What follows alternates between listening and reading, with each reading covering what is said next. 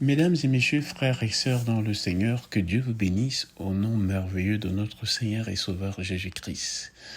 Je crois Dieu que vous allez bien, que vous vous portez bien et que ces grâces, ces bénédictions abondent dans vos vies. Vous êtes sur Thérapie en Christ. Je suis le frère Guy José.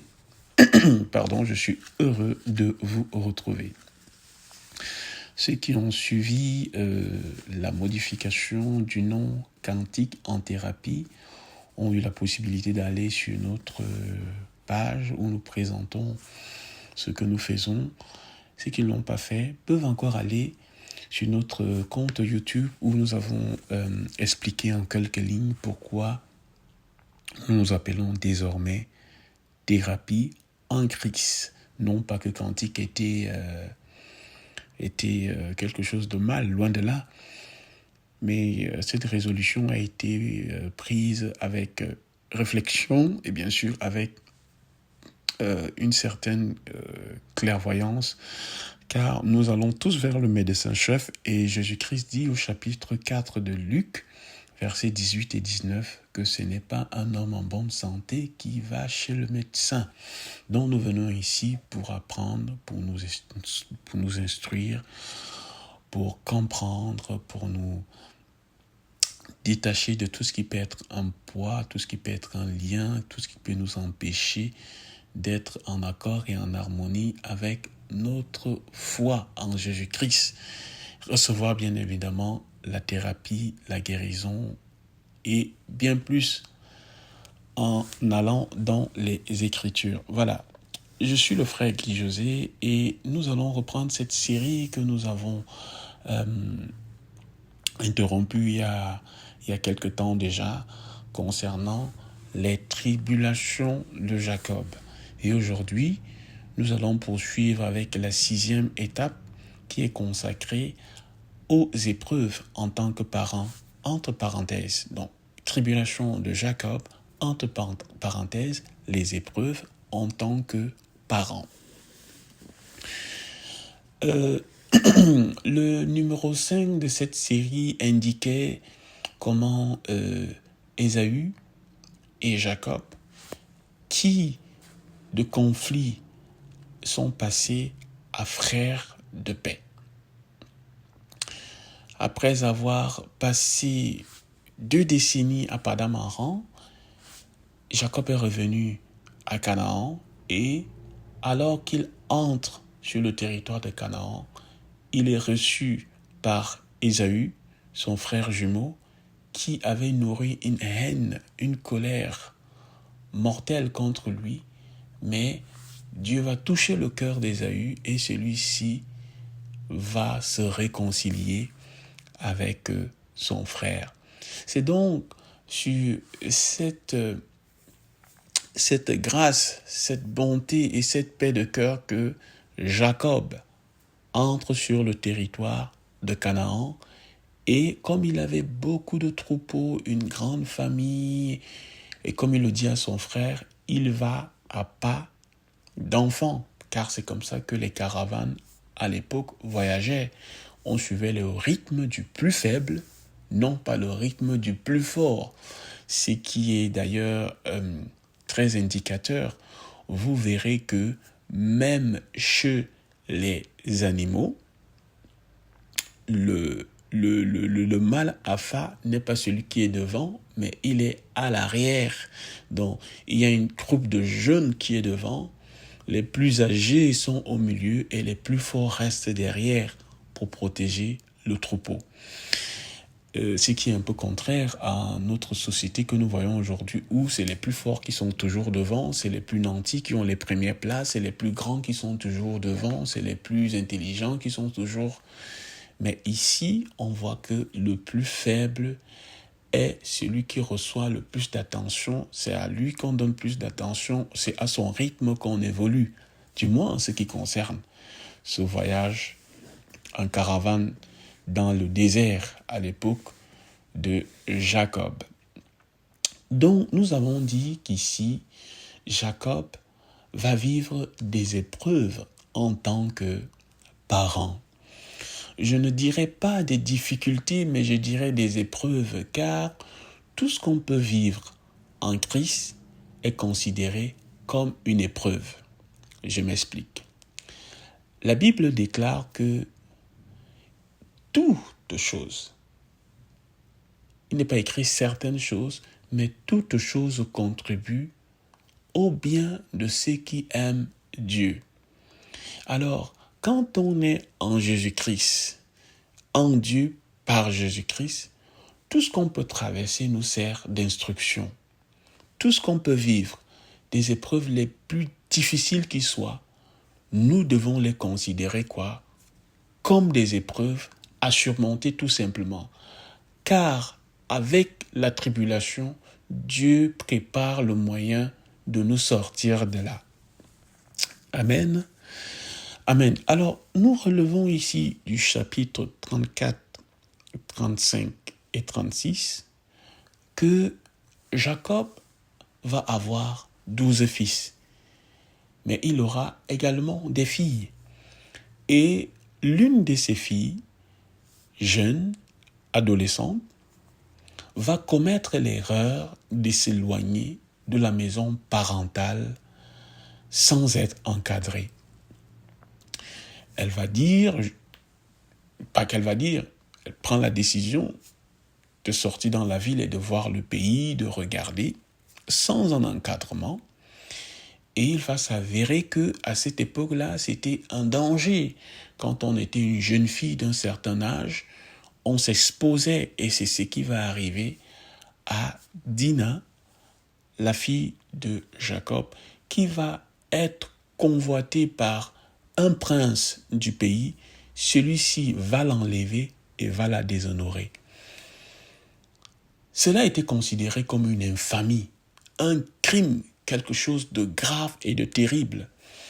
Ceci va mettre les frères de Dina en colère, qui sont Lévi et Siméon, et ceux-ci vont décider de se venger.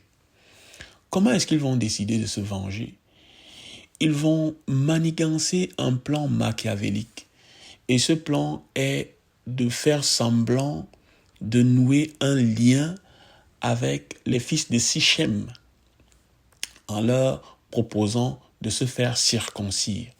Et nous savons tous ce que c'est que la circoncision. C'est certes une opération hors du corps, mais cela suscite des douleurs, une certaine période de convalescence afin de se rétablir. Ils vont profiter de cette période de convalescence pour attaquer les hommes de Sichem et tous les massacrer.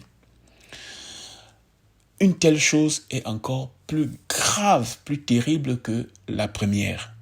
Jacob, qui était venu à Canaan, voir sa famille, voir ses parents, s'est réconcilié avec son frère, va se retrouver obligé de nouveau de quitter de là, de s'enfuir, afin de ne pas recevoir la colère des gens de la ville. Pensez-vous que ça s'arrête là? Non. Il va avoir successivement le décès de Déborah, qui est la servante de Rebecca, sachant que Rebecca est liée à Jacob depuis Padan Aram, dont certainement ils avaient tissé certains liens. C'était un membre de sa famille, donc ce n'était pas simplement une servante, c'était déjà un membre à part entier, une personne à part entière au sein de la famille de Jacob, dont le décès de celle-ci va tellement affecter la famille qu'ils vont pleurer, ils vont abondamment pleurer de grandes larmes pendant son enterrement, au point où on dira que le lieu où ils ont enterré Déborah sera appelé le chêne des pleurs, sous un chêne, tellement ils avaient pleuré le décès de la servante de Rebecca. On va voir également que sa femme, cette femme pour qui il a servi 14 ans, va décéder au moment de mettre au monde son dernier enfant, qui est Benjamin. Rachel, fatiguée justement de la fuite, de toutes les difficultés qu'ils avaient eues à Sichem, alors qu'ils s'étaient établis là pour pouvoir se reposer, mais obligé de fuir parce que ses fils avaient commis un massacre dans la ville. Cette précipitation de s'enfuir va faire en sorte que Rachel mette au monde précipitamment son enfant et va entraîner sa mort parce qu'elle aura un accouchement difficile. Est-ce que ça s'arrête là? Non, ça ne s'arrête pas là. Son premier fils, Ruben, qui est le premier fils de Léa, Ruben va aller avoir des rapports, va aller coucher avec Bilha, qui était la concubine, dont la femme de son père. Waouh! Imaginez tout ce que cet homme vit comme épreuve. Sa fille déshonorée, ses filles qui massacrent tout un peuple, Rachel qui meurt, Déborah qui meurt, son fils qui commet une relation incestuelle, parce qu'aller avec la femme de son père, c'est de l'inceste, c'est interdit. Non pas ce que nous voyons dans les réseaux sociaux maintenant, où nous découvrons que pendant des années, des pères peuvent faire des choses horribles avec leurs filles. Ça, c'est rien qu'avoir de telles pensées dans son intelligence révèle déjà qu'il nous manque quelque chose dans notre système de pensée, car même certains animaux n'agissent pas ainsi. Alors, c'est réfléchir comme un animal, pouvoir avoir de telles réactions. Mais telle n'est pas la base de notre propos. J'ouvrais juste une petite fenêtre pour dire que c'est des choses qui ne doivent jamais arriver, qui ne doivent pas arriver et dont nous devons bannir et combattre avec la dernière énergie. Ce sont les défis et les difficultés que Jacob va rencontrer. Mais ces épreuves n'étaient rien comparé à ce qui l'attendait dans l'avenir, dans un avenir proche que nous allons découvrir à la prochaine vidéo, si Dieu nous fait grâce de mettre en ligne déjà cette 6e partie. À la 7e partie, nous allons voir l'épreuve ultime que l'acteur de cette série que j'ai nommé Jacob va vivre. Mais déjà là, on voit que le tableau est fait. Dieu le bénit, Dieu lui fait partir de Padan Aram avec beaucoup de richesses, mais il arrive à Canaan, ou à l'entrée de Canaan, il rencontre des difficultés. Cependant, l'Éternel ne l'abandonne pas. Il lui dit néanmoins, je connais ce que tu traverses. C'est une interprétation, entre guillemets, entre parenthèses, voilà ce qu'il lui dit. Je connais ce que tu traverses, mais n'aie crainte, car tu seras béni. Et ton nom ne sera plus Jacob, mais tu t'appelleras Israël, qui signifie le père d'une multitude, car Israël n'est plus charnel aujourd'hui, Israël est spirituel. Donc nous sommes de cet Israël, nous nous revendiquons de cet Israël spirituel-là. Dieu lui fait cette promesse pour le rassurer, pour lui dire ce que je t'ai promis de te donner cette portion de terre en promesse, cette bénédiction que je t'ai promis d'être toujours avec toi, de ne pas t'abandonner, de te bénir et de te faire multiplier dans ce pays. Cette bénédiction fait comment? Je ne la retire pas. Voilà, Dieu continue à le rassurer et Dieu va permettre à cet homme qui avait fait des décennies, 1 ou 2, au minimum décennies, loin de son père Isaac, il va permettre à Jacob d'enterrer son père Isaac dans la douceur et dans la paix. Il est important de noter au verset 29 du chapitre 35 que Ésaü et Jacob, réconciliés, vont enterrer leur père Isaac. Et un petit mot, car ce que nous voyons actuellement au Moyen-Orient, où nous voyons justement les descendants d'Israël se faire la guerre, car qui sont les Arabes, qui sont les Israélites? Ce sont tous les enfants d'une même souche. Ils descendent tous d'Abraham. Et Israël est issu de Jacob et les Arabes sont issus d'Ésaü. Mais voyons ici que la Bible note qu'ils vont enterrer leurs parents ensemble, qu'ils se sont réconciliés et qu'ils vivent dans une certaine paix et d'une certaine harmonie. Donc, la paix est possible, l'harmonie est possible, uniquement en incluant le prince de paix. Je l'ai déjà dit dans l'une de mes vidéos et je reviendrai si Dieu le permet là-dessus. La paix n'est possible que s'il y a le prince de paix au milieu. Les prix Nobel, les accords peuvent être retirés.